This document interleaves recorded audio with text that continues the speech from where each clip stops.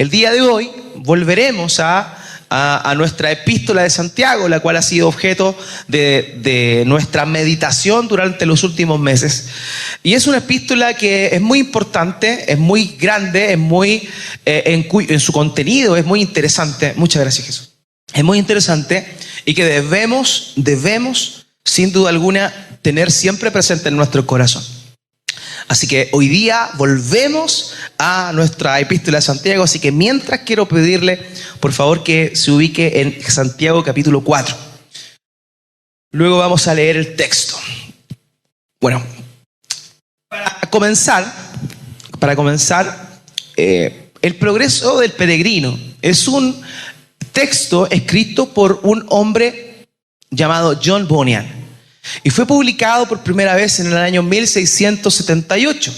Y este libro, El progreso del peregrino, es una de las obras literarias más conocidas dentro de la literatura cristiana. En este libro alegórico, John Bunyan narra la historia de un personaje que se llama Cristiano y muestra su viaje espiritual hacia la ciudad celestial. Si usted tiene la oportunidad de leer este libro, por favor, léalo. De hecho, era el libro que más veces leyó un hombre al cual yo admiro mucho, que es el propio Charles Spurgeon. Dentro de su literatura, Spurgeon, por lo menos una vez al año, leía este libro, El progreso del peregrino.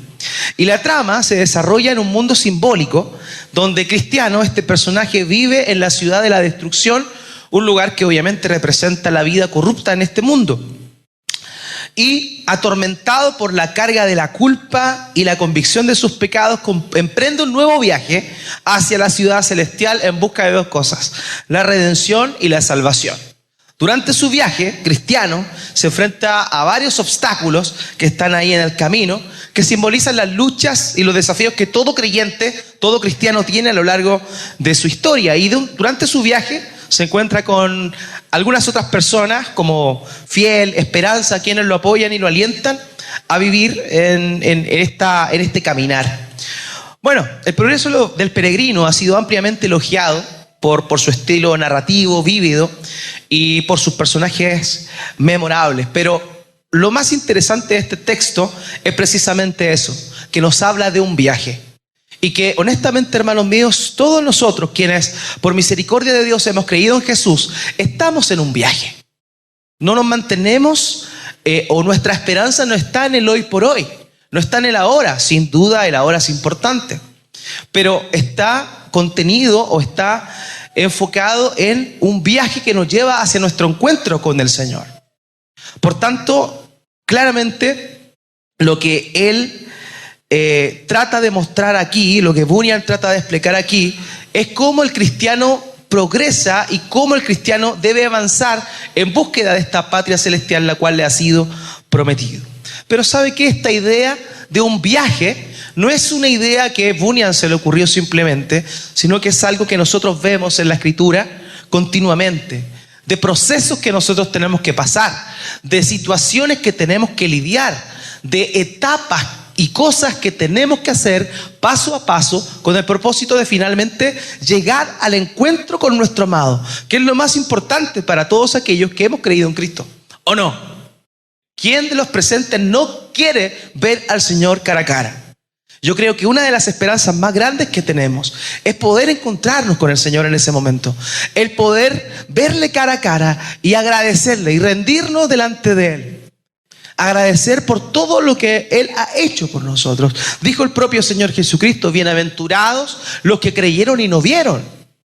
Y nosotros tenemos la posibilidad de tener esa bienaventuranza. Somos dichosos porque aunque no vimos a Cristo en carne, nosotros hemos creído en Él. Y lo hemos visto en nuestro alrededor, lo hemos visto obrando, lo hemos visto acompañándonos en momentos que realmente lo hemos necesitado.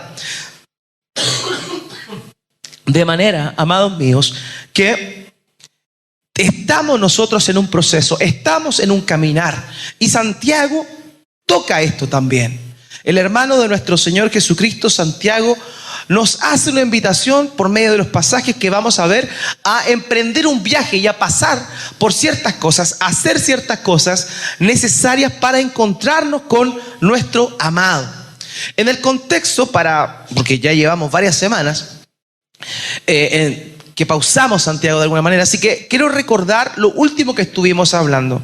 El último pasaje que estuvimos analizando nos mostraba que Dios, ¿cierto? Este es el versículo 4 al 6 de Santiago capítulo 4, vimos cómo es que la amistad con el mundo, la amistad o la confianza en las cosas del mundo, hace que nosotros inmediatamente o automáticamente nos convirtamos en enemigos de Dios.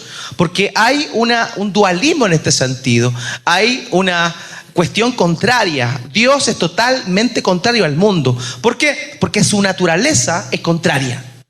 Por tanto, cuando nosotros decimos ser cristianos y confiamos en las cosas del mundo más que en Dios, o reconocemos y valoramos más lo que el mundo propone en función o en comparación a lo que Dios enseña, nosotros claramente estamos cayendo en un error garrafal. Y eso nos comienza a constituir en enemigos de Dios. Si nosotros amamos al mundo, si nosotros confiamos en lo que el mundo nos dice, nos estamos convirtiendo en enemigos de Dios. Y eso es algo serio, eso es algo tremendo, porque inclusive Santiago llama a las personas que son amigos del mundo, les llama adúlteros. Comienza diciendo, oh almas adúlteras, ¿no saben que la amistad con el mundo es enemistad contra Dios? Entonces, hermanos míos, es importante esto porque Dios es un Dios que, si tú has creído en Él, si tú estás arrepentido de tus pecados, es un Dios que no es simplemente un genio para nosotros. No es un genio de la lámpara que frotamos y pedimos deseos. No, Dios no es un súbdito nuestro. Dios es el dueño de nuestras vidas. Amén. Él es el dueño. Él nos compró a precio de sangre, la sangre de su Hijo, nuestro Señor Jesucristo. Por eso Santiago dice ahí que Dios es un Dios celoso. Hermanos, ¿saben qué? Dios no es plato de segunda mesa de nadie. Dios demanda el primer lugar en nuestras vidas. Y yo les comentaba que una de las cosas que muestra el amor de Dios a nosotros, terrícolas, terrestres, terrenales, es el matrimonio. ¿Sí o no? Efesios capítulo 5 dice que el matrimonio es un reflejo de la unión de Cristo con su iglesia. Y cuando yo leí este texto, dice que Dios es un Dios celoso. A mí inmediatamente se me vino a la memoria la figura de la mujer celosa. La esposa, ¿cierto? Que cela al marido. ¿Qué estáis mirando? ¿Qué estáis pensando? Pasa una mosca. ¿Qué estáis mirando?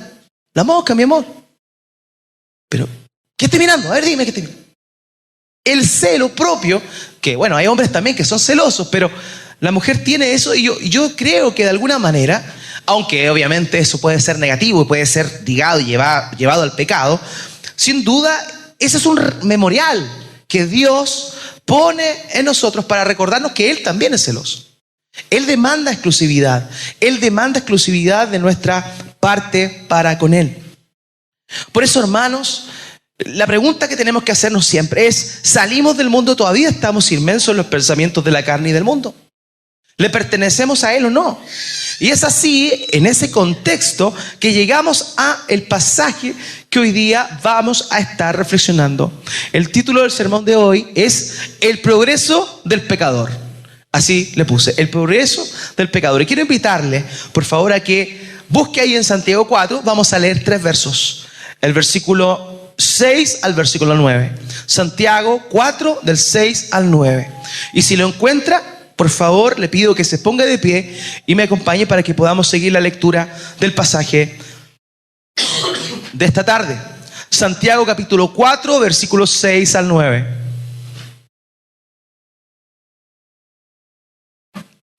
Santiago capítulo 4, versículos 6 al 9. Dice así la palabra de Dios. Pero Él da mayor gracia.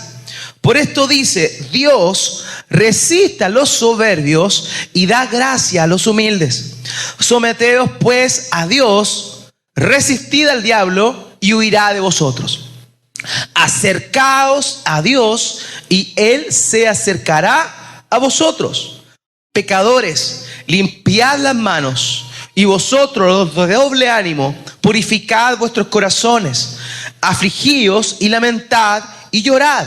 Vuestra risa se convierta en lloro y vuestro gozo en tristeza. Amén. le pido que me acompañe a que podamos orar a Dios en un momento. Padre bendito, gracias te doy porque nos permite esta tarde nuevamente leer tu palabra. Te quiero pedir humildemente que tu Espíritu Santo sea tocando nuestros corazones, que tu Espíritu Santo sea tocándonos, sea llevándonos a la reflexión, sea llevándonos al arrepentimiento y por sobre todo que todo esto nos lleve a la cruz de Cristo, nos lleve a confiar en nuestro amado, nos lleve a confiar en aquel que se derramó por completo para comprarnos y hacernos suyos. Padre, creo en tu Espíritu Santo, creo en que Él hace lo que yo como pastor no puedo hacer. Padre, yo simplemente hablo al intelecto, yo simplemente hablo al oído, pero eres tú, oh Dios, quien por medio de tu Espíritu Santo hablas al corazón de todos los presentes esta tarde. Padre, glorifícate en medio nuestro, toca nuestros corazones, llámanos la atención, llévanos a Cristo. Oh Padre, gracias en el nombre de Jesús. Amén y amén. Muy bien, puede tomar asiento, querido. Miren, este pasaje que acabamos de leer justamente nos habla de eso. Justamente nos habla de este viaje que todo cristiano debe emprender, que hay cosas que nosotros debemos hacer para llegar a nuestra patria celestial. De la misma manera como el peregrino en este texto de John Bunyan hace un recorrido para llegar a la patria celestial. Hermanos, hay cosas que nosotros debemos hacer para llegar a la presencia de Dios. Sabemos que la salvación es por gracia. Sabemos que la salvación es obra exclusivamente de Dios. Sin embargo, Dios no nos llama a mantenernos en un status quo. Dios no nos llama a quedarnos ahí simplemente dormidos. Ya soy salvo, qué buena onda, echadito para atrás y yo no hago nada. No, Dios nos llama, Dios nos salva. ¿Y cómo nos hace? Sus hijos, ¿cierto? Esa es la nueva identidad que nos da. Pero Dios no nos convierte en sus hijos para dejarnos como nosotros estábamos. Porque nosotros antes éramos, según Pablo a los Efesios, hijos de ira. Y ahora somos hijos de Dios. El propio Señor Jesucristo dice en Juan capítulo 8 que la gente es hija del diablo. Pero ahora somos hechos hijos de Dios. O sea, nuestro lugar, nuestra paternidad cambió. Ahora somos hijos de Dios, pero Dios no nos llama, Dios no nos salva para dejarnos como éramos antes. Dios nos llama, nos convierte en sus hijos para hacernos, moldearnos como el verdadero hijo. O sea, como Jesucristo. Y eso implica que nosotros tenemos que hacer cosas, no para nuestra salvación. La salvación es gratuita. La salvación es por la obra de Cristo. Pero si tú realmente has recibido la salvación de Dios, Dios te va a mover, te va a impulsar a que tú y yo podamos ir cambiando algunas cosas en nuestras vidas. Y eso lo hace Dios, pero nosotros tenemos que disponernos a ponernos en acción. No podemos estar ahí quietitos. Y saben que muchas veces en nuestra vida espiritual, en este recorrido, nos podemos llegar a sentir lejos de Dios. Porque el texto que acabamos de leer nos hace una invitación. Versículo 8 dice: acercaos a Dios y Él se acercará a vosotros. O sea, nuestro llamado, una vez de que hemos sido salvados, es que nos acerquemos a Dios. Y ahí hay una invitación, hay un mandamiento: acérquense a Dios. O sea, nosotros tenemos que acercarnos a Dios. Él se acercó a nosotros, vino a salvarnos, pero ahora que podemos oír su voz, estamos obligados, por amor, a acercarnos a Él.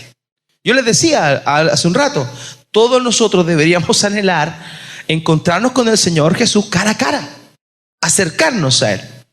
Pero muchas veces en nuestra vida espiritual nos sentimos lejos de Dios.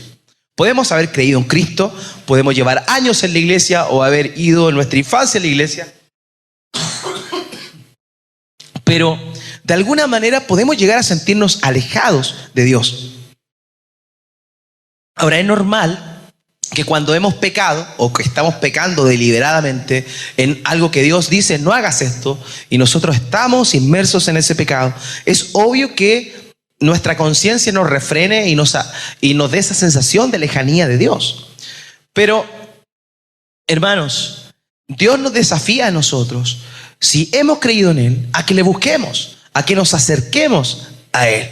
Y cuando algo no está bien en nosotros, debemos reconocer que tenemos que actuar y emprender este nuevo viaje de regreso a nuestro Dios, de regreso a casa, de regreso a la casa del Padre. Y en este proceso de cosas que debemos hacer y que Santiago nos habla en estos pasajes, vamos hoy día a hablar del primer paso solamente. Solamente quiero enfocarme en una cosa de lo que este pasaje muestra. Y Dios mediante, las próximas semanas ir avanzando. Pero hoy creo necesario hablar del primer paso que toda persona que ha creído en Cristo tiene que hacer. Y este es acercarse a Dios. Acercarse a Dios. Versículo 8, acérquense a Dios y Él se acercará a ustedes. Hermanos, acérquense a Dios. Sin embargo, el texto en los primeros versículos nos habla de algo que sí o sí nos aleja de Dios. Que sí o sí consigue que algún intento nuestro de llegar a acercarnos más a Dios termine de manera infructífera. Hay algo que puede haber en nuestro corazón, hermanos, que puede definitivamente boicotear nuestra búsqueda de Dios. Y eso es lo que quiero hablar en esta tarde. No porque yo quiera, sino porque la palabra de Dios nos dice justamente aquí: pero Él da mayor gracia. Por esto dice, Dios resiste a los soberbios y da gracia a los humildes. Hermanos, no hay nada que nos aparte más de Dios. O sea, lo contrario a acercarnos a Dios es alejarnos de Dios, ¿cierto? Y no hay nada, de acuerdo a lo que Santiago está diciendo aquí, que nos aleje más de Dios que la soberbia. No hay nada, hermanos míos, que nos aleje más de Dios que la soberbia. Pero, ¿a qué se refiere la Biblia con soberbia? El término griego empleado aquí hace alusión a la arrogancia, hace alusión a una persona que se caracteriza por sentimientos de una importancia personal injustificada. De alguna manera, sentimientos que nacen de un orgullo predominante. La soberbia, la arrogancia, el orgullo. Saben, queridos, no hay nada que nos aleje más de Dios que el orgullo. Hoy este concepto, el término orgullo, es famoso, ¿cierto? El orgullo. Y tristemente, hoy es una palabra considerada como positiva. No, yo soy orgulloso de lo que soy. Pero este concepto, orgullo, enaltecerse, soberbia, es totalmente contrario a lo que Dios espera encontrar en una persona. Porque el orgullo es la base del pecado.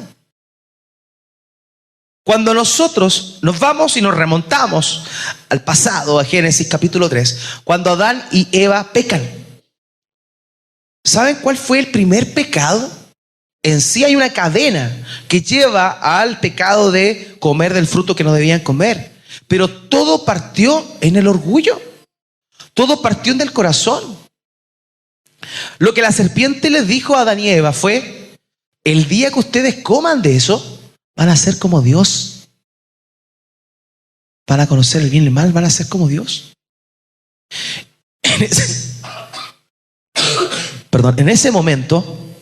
En ese momento, ¿qué sucedió?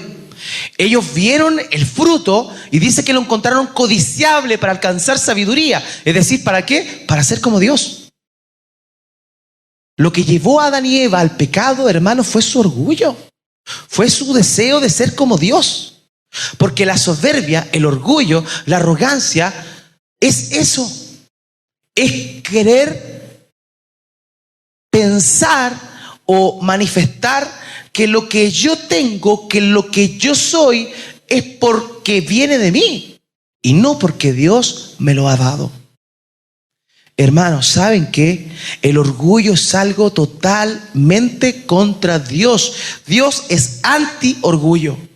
Dios es anti-soberbia.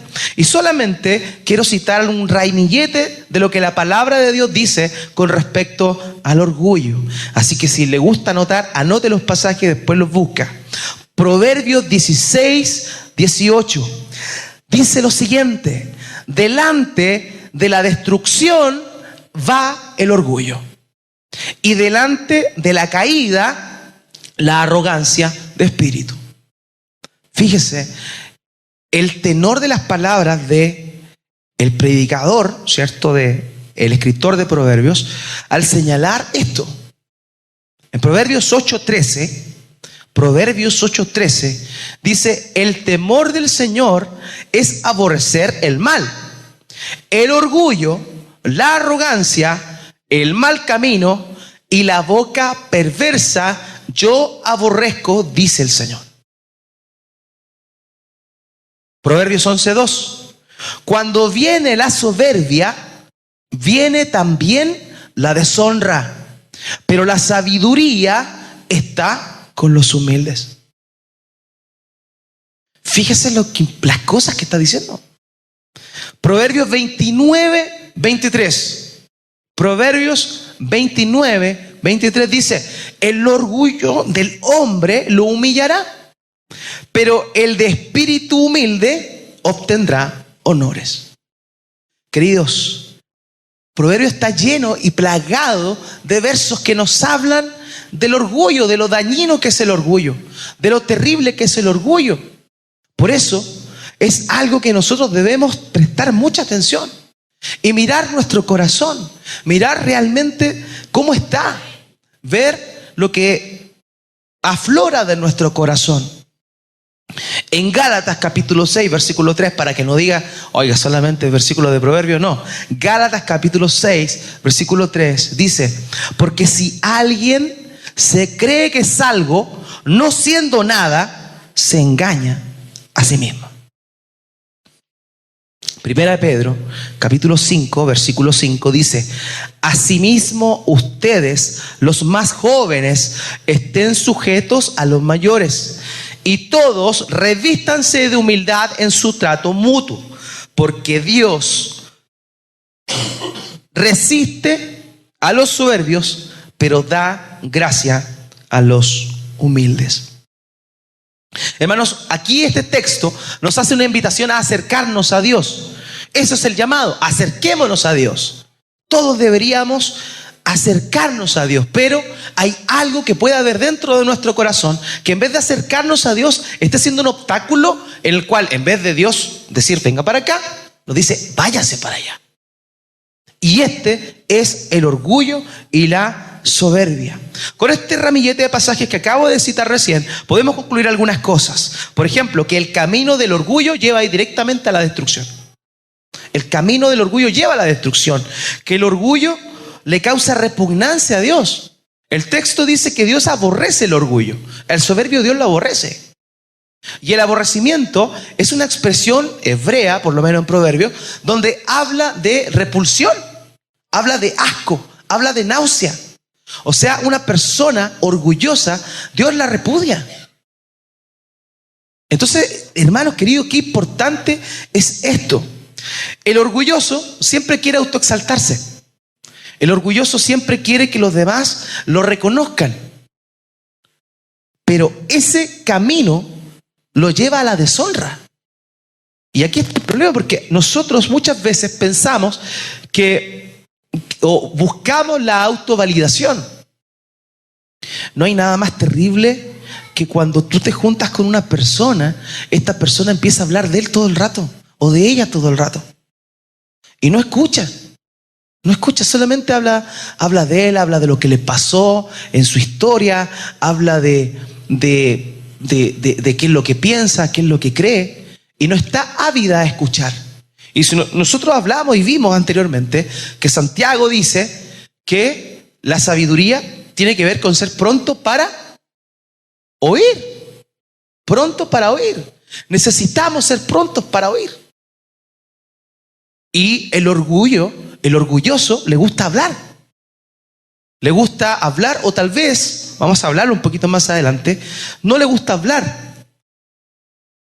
Pero sí piensa y maquina en su corazón y llega a convicciones internas que tal vez no exterioriza, tal vez no le cuenta a los demás, pero sí siente que el pecho se le infla al sentir que está diciendo las cosas que corresponden o que piensa de la manera correcta. Una persona orgullosa, dijo Pablo en Gálatas 6:3, que se termina autoengañando a sí misma. Y no hay nada más terrible que autoengañarte. Porque ya, que alguien te engañe, que alguien te venda la pomada, caíste, te estafaron, te hicieron el cuento del tío, te llamaron del banco, ¿cierto?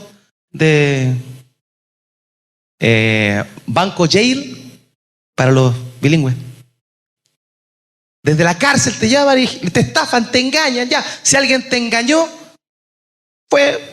caíste nomás. Pero no hay nada más terrible que autoengañarte. No hay nada más terrible que esa mentira salga de tu propio corazón y que no tengas la capacidad, y esto no tiene que ver con la intelectualidad, no tiene que ver con eso, tiene que ver con soberbia, de darte cuenta de que estás mal, de que estás equivocado. Y ¿saben qué? Lo más terrible, de acuerdo a nuestro pasaje, es que Dios resiste al soberbio. Versículo 6, pero Él da mayor gracia. Por eso dice, Dios resiste a los soberbios, pero da gracia a los humildes. Esta declaración significa, en el idioma griego, que Dios se pone en contra del orgulloso. Dios se opone, manifiesta hostilidad contra una persona orgullosa. La soberbia, el orgullo, es lo opuesto a la humildad. Y la humildad es algo que Dios valora mucho, porque permite que nosotros, las personas comunes y corrientes, reconozcamos la necesidad que tenemos de Dios, la necesidad de depender de Dios y no de nosotros mismos. Es cierto, podemos reconocer en nuestras vidas cosas buenas. Podemos reconocer que tenemos ciertas capacidades, que tal vez somos más despiertos para alguna área que para otra. Yo particularmente en lo que tiene que ver con las manualidades soy terriblemente malo. Nunca me ha quedado un clavo derecho. Los hermanos que han trabajado conmigo de ayudante lo saben bien. Pongo la broca y me queda chueca la cuestión. Nada, no tengo ni un talento para eso. Tengo, sí, para otras cosas, talento. Pero el decir que tengo talento porque yo soy cool, porque yo soy genial, en realidad es una manifestación de orgullo. Porque nada que tenemos proviene de nosotros. Todo lo que tenemos proviene de Dios. ¿Sabes qué? Tú, si no fuera por Él, no podrías trabajar. Tal vez, no, yo soy súper bien valorado en mi trabajo, me acaban de ascender. ¡Qué bendición, querido! ¡Qué bueno! Pero te tengo que decir algo, no es por ti. Es porque Dios te dio la sabiduría, te dio la habilidad, ya sea social, la habilidad técnica, para que seas bien considerado. Todo lo que tienes proviene de Dios. Nada es tuyo. Nada es tuyo. Por eso, la humildad, que es lo contrario a la soberbia, nos lleva a nosotros a derramarnos delante de Dios y decirle: Dios, gracias. Gracias, porque si tengo un trabajo es porque tú me lo has dado. Si tengo una familia es porque tú me la has dado. No soy yo. Dios abre matrices y cierra matrices. Y con esto estoy hablando de la fertilidad. Hay personas que tienen, bueno, como su pastor, 5 cabros chicos, 5 hijos. Y hay personas que no pueden tener hijos. Y yo voy a decir: soy un toro. No puedo decir eso. Es la gracia del Señor. Nada más. Porque es Dios el que pone esas cosas. Y pucha, que sale caro tener 5 cabros chicos, hermano. Paréntesis, fue un desahogo. La soberbia puede llevar a las personas a desviarse del camino y los preceptos de Dios, porque comienzan a pensar y a confiar en su propia sabiduría, en sus propias capacidades, y los lleva a olvidarse del lugar que Dios tiene en medio. Hermanos, si algo, insisto, lo voy a repetir muchas veces, porque quiero que esta idea quede en su corazón, y ruego al Espíritu Santo que la clave a fuego en su corazón. El orgullo te aleja de Dios. El orgullo hace que Dios te mire de lejos. La soberbia puede hacer que personas traten a los demás con desprecio y con falta de amor. Porque la soberbia, la arrogancia, el orgullo es algo que nos lleva muchas veces a mirar a la persona que tenemos al lado con desprecio. Porque nos empezamos a creer superiores. Martin Lloyd Jones, inglés de Gran Bretaña, no era inglés, dijo lo siguiente: no hay nada que sea tan insidioso y sutil, tan engañoso y peligroso como la soberbia. La soberbia es sutil. La soberbia muchas veces pasa camuflada en nuestras reacciones y en nuestros pensamientos. Y una de las cosas más peligrosas precisamente que tiene la soberbia, el orgullo y la altivez es que esta puede ser imperceptible por nosotros mismos. Podemos ser orgullosos y soberbios sin darnos cuenta. Podemos llegar a eso. Y una de nuestras debilidades más grandes o de los problemas más grandes que podemos tener en nuestra vida de fe radican precisamente de eso. Radican de nuestra incapacidad de ver aquello que nos está destruyendo y que es imperceptible. Muchas personas asisten a la iglesia, creen en Dios, pero tienen una sensación de que no pueden acercarse más a Él. Quizás tú esta tarde estás con esa sensación en tu corazón. Yo he pasado por esa situación. ¿Y sabes qué? Es probable. Y yo te hago la invitación a que puedas examinar tu corazón. Porque es probable que haya orgullo en ti. Es probable que haya soberbia. Por eso te pregunto, ¿reconoces orgullo y soberbia en tu corazón? Y hay dos maneras de manifestación de este orgullo. Una puede ser externa. De pronto hay gente que no la tienen que alabar, porque tiene una tendencia en su corazón a enaltecerse. Entonces cuando se les reconoce por algo bueno, se les nota y cambian la actitud. Empiezan como a considerarse o a pensarse más importantes. Empiezan a inflar el pecho. Bueno, hay hermanos que caminan así, pero es producto de su espalda, no porque sea pecho de paloma. Pero hay personas que empiezan de pronto aquí vengo yo. No sé si han escuchado a personas que hablan así. Hola, ¿cómo estás, querido? Gusto saludarte. Y no tiene que ver con la cultura. Muchas veces son personas que nacieron en el Gustavo Frique Viña como yo. El hospital nomás. Pero llegan a un estatus donde se convierten en personas arrogantes. Y esa arrogancia, esa soberbia puede manifestarse externamente. Pero, hermanos queridos, hay una arrogancia y una soberbia que es más peligrosa, y es aquella que la gente que está a tu lado no se da cuenta, pero que tú sí. Y que tal vez tú no lo manifiestas, te haces pasar por humilde, porque hay falsa humildad. Hay falsa humildad. Y tú te enorgulleces por dentro. Sí, soy el más bacán. Tú sabías, soy el mejor. Cuando llegan las evaluaciones, cuando hacen auditoría y de pronto la auditoría te salió todo bien, no hay nadie como yo. Deberían ascenderme. Y ese orgullo brota en tu corazón, brota en mi corazón. No, jefe, no, si hago lo que tengo que hacer nomás. No, si por eso me pagan, yo intento hacerlo de mejor manera mi trabajo, pero por dentro sí. Ese orgullo es destructivo también. Es imperceptible tal vez para los demás. Está disfrazado de falsa humildad, pero ese orgullo es dañino y destructivo. J.C. Ryle decía: la soberbia es el más antiguo y más común de los pecados, difícil de detectar y aún más difícil de erradicar. Ryle creía que la soberbia, aunque pasa desapercibido, tiene obviamente graves consecuencias para la vida espiritual. Tiene consecuencias para la vida común. Pero si tú has creído en Cristo, en tu relación con Dios, en primer lugar, trae serios problemas.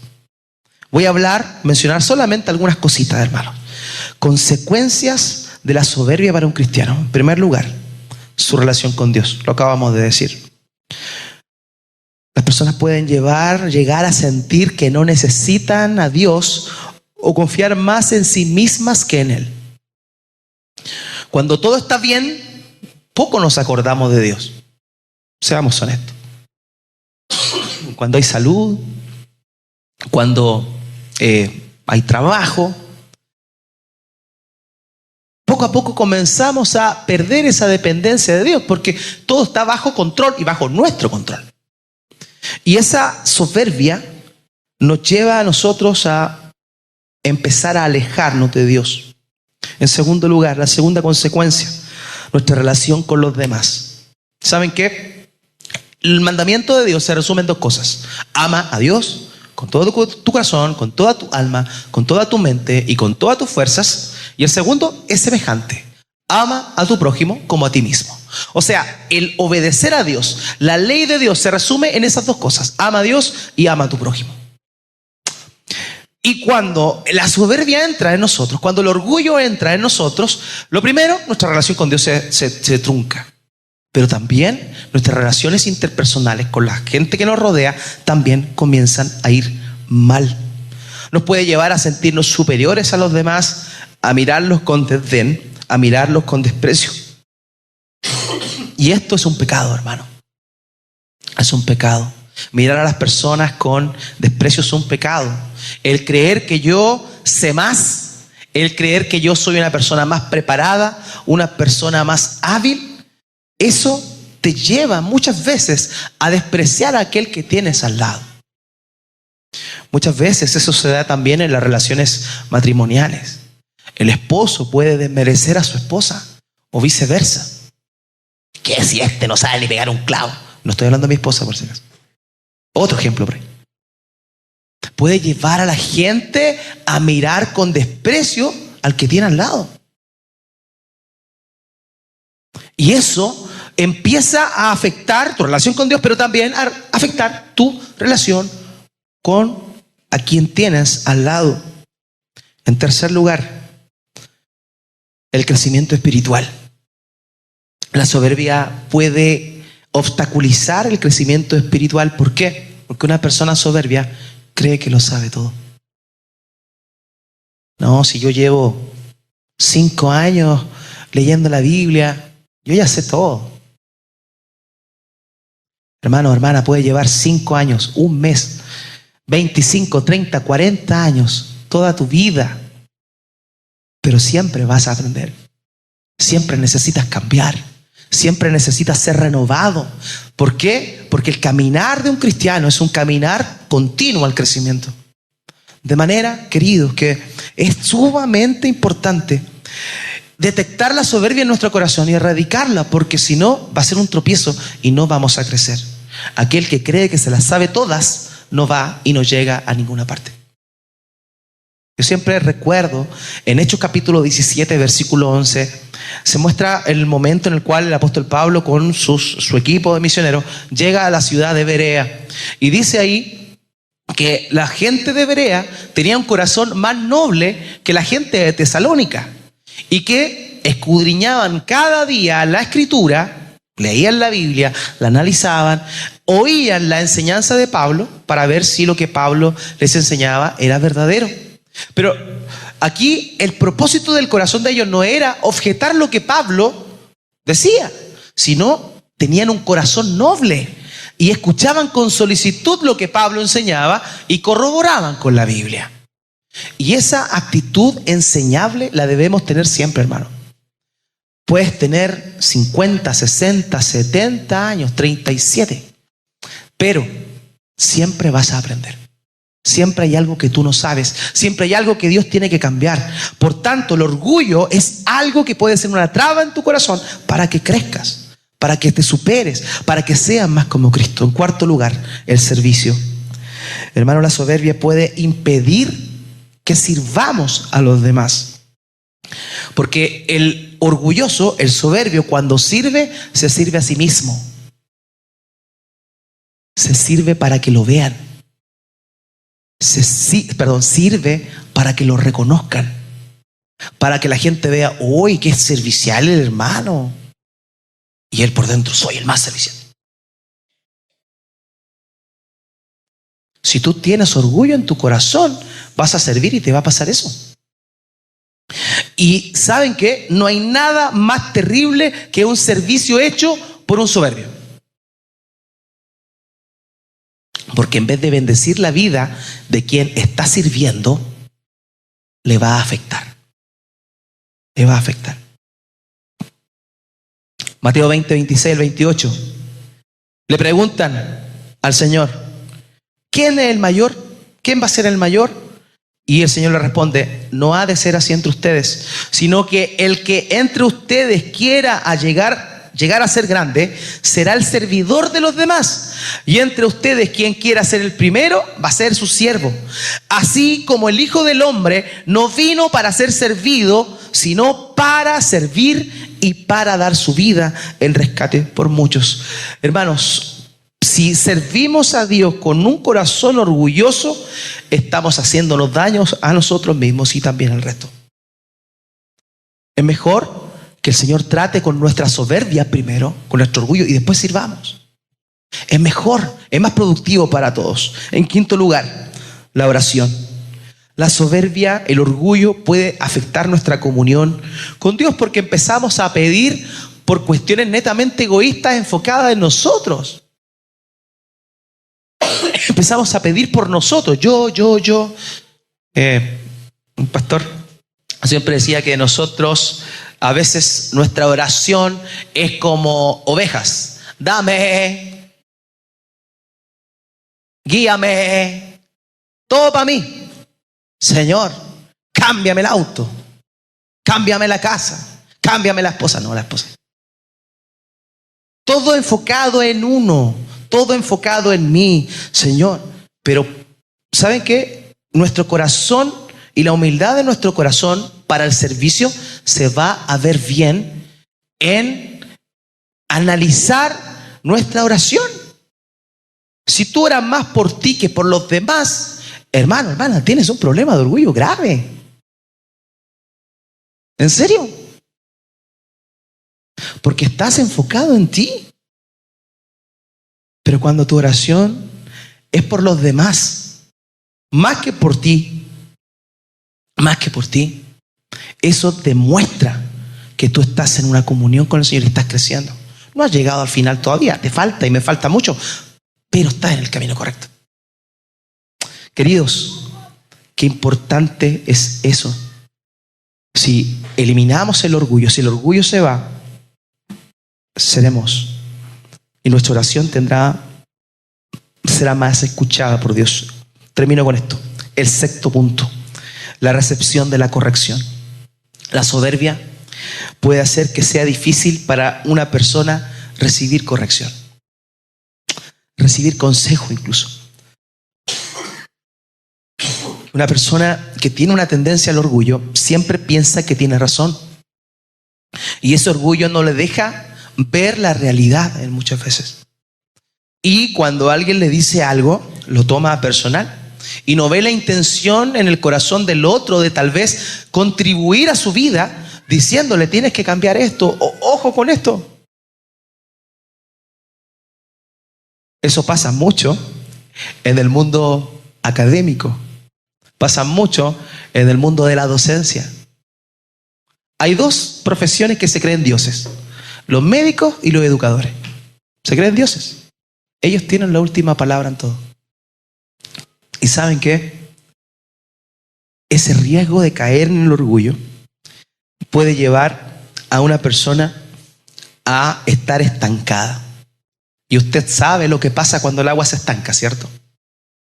El hedor que comienza a salir del agua estancada manifiesta pudredumbre. Una persona que es soberbia, que es orgullosa, al oír la corrección va a cerrar su corazón. Hermanos, la soberbia y el orgullo en esencia es la manifestación más clara del corazón de Satanás. Cuando se habla en Timoteo, sobre los requisitos que debe tener un pastor, dice que no debe ser un neófito. Un neófito es un recién convertido.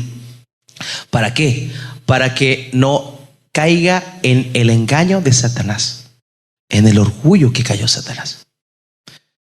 Porque si hay alguien que es el maestro del orgullo, es Satanás. De hecho, son pocas cosas las que se dicen con respecto al diablo en la Biblia. Hay varios adjetivos ahí. Y uno de ellos es justamente orgulloso. En Santiago 4:7, nuestro versículo que viene después, dice: por tanto, sométanse a Dios, resistan pues al diablo, y Él huirá de nosotros. Por tanto, amados, si queremos acercarnos a Dios, debemos erradicar el orgullo de nuestros corazones. Y para eso tenemos que rogarle al Señor que nos haga como Cristo. Porque no hay nadie más humilde y sabio de corazón que el Señor Jesucristo. Él estaba sentado en su trono eterno de gloria y Él se despojó de esa majestad para venir a este mundo de una manera humilde.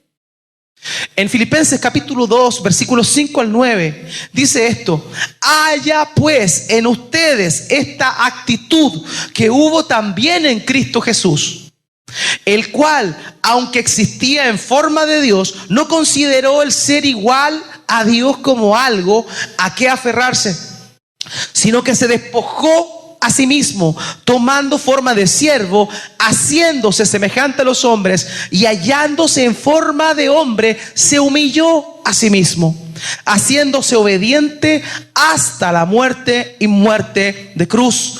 Por lo cual Dios también lo exaltó hasta lo sumo y le confirió el nombre que es sobre todo nombre. Hermanos míos, si alguien tenía algo de qué jactarse, era nuestro Señor Jesucristo.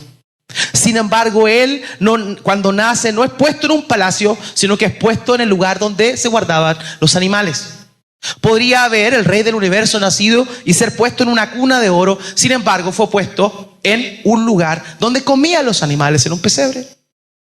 Él podría haber nacido en Jerusalén, la ciudad poderosa, la ciudad más importante. Sin embargo, nació en Belén, Efrata, la más pequeña de las comarcas.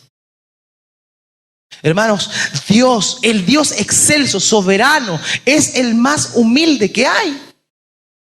Y en su humildad Él se despojó, enviando a su Hijo, nuestro Señor Jesucristo, para morir por ti y por mí, para perdonar nuestros pecados y para que arrojemos lo más lejos que podamos la soberbia de nuestro corazón. Porque lo único que impide la salvación de una persona es la soberbia. Es creer que no necesito a Jesús, es creer que basta, es suficiente con hacer cosas buenas y con portarme bien. Yo no le hago mal a nadie, es suficiente, me voy a ir al cielo. Dios va a llegar, cuando llegue delante de Dios va a decir: oye, compadre, ¿cómo estás tanto tiempo? Por favor, ven, siéntate al lado mío. Eso es lo que la gente piensa y eso es lo que la lleva al castigo eterno. Porque el orgullo no le deja ver su necesidad, porque el orgullo no le deja ver su impotencia. Queridos, el Rey del universo se despojó y se humilló a sí mismo para salvarnos. Si Cristo te ha salvado, mira tu corazón, y si hay soberbia en ti, tírala a los pies de la cruz. Si hay algún atisbo de orgullo, si hay algún atisbo de arrogancia en tu corazón, arrójalo a la cruz de Cristo, porque Él ya lo cargó en la cruz del Calvario, siendo azotado, molido, vituperado, escupido, traspasado. Spurgeon dijo: la soberbia no puede vivir bajo la cruz. Déjala mirar al que lleva la corona de espinas y se va a morir. No puede sobrevivir a la atmósfera de la humildad y del amor. Es la gracia de Dios la que nos humilla y mata nuestra soberbia. Hermano, hermana, te invito a que analicemos nuestro corazón. Y si hay algo de esto, podamos rendirnos a la cruz de Cristo. podamos rendirnos delante de Él. Que Él sea nuestro Salvador, que Él sea nuestro Redentor, que Él sea el que nos da todo y que solo Él merezca la gloria. No a nosotros, sino a tu nombre da gloria. Hermanos, esa es la invitación para esta semana. Dios mediante, la próxima semana vamos a continuar en este viaje, en este peregrinar de cosas que debemos hacer. Pero lo primero es sacar la arrogancia de nuestros corazones. Que el Señor nos ayude.